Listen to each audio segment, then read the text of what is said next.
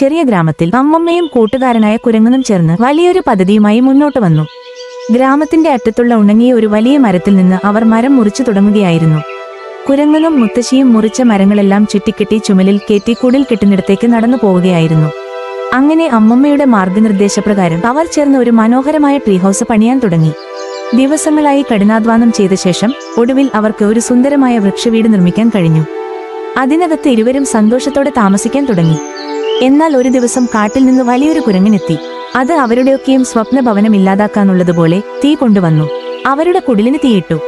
ഇതുകണ്ട അമ്മൂമ്മയും കുരങ്ങനും ഭയന്നു വിറച്ചു. അവർ ഉദാർ ആ കുടിലിനടുത്ത് ഓയിട്ടി വന്നു. കുറച്ചു നേരത്തിനുള്ളിൽ പോലീസ് ജലം ഉപയോഗിച്ച് തീ അണക്കാൻ തുടങ്ങി. വലിയ പ്രഷർ ജലപമ്പ് ഉപയോഗിച്ച് തീ അണച്ചതോടെ വീട്ടിന്റെ അവശിഷ്ടങ്ങൾ മാത്രം ശേഷിച്ചു. അവസാനമായി വൃക്ഷവീട് കത്തിച്ച വലിയ കുരങ്ങനെ പോലീസ് പിടികൂടി. കൈകൾ ആരും അവരുടെ പ്രയാസങ്ങൾക്ക് ലൈക്കും സബ്സ്ക്രൈബും ചെയ്തില്ല.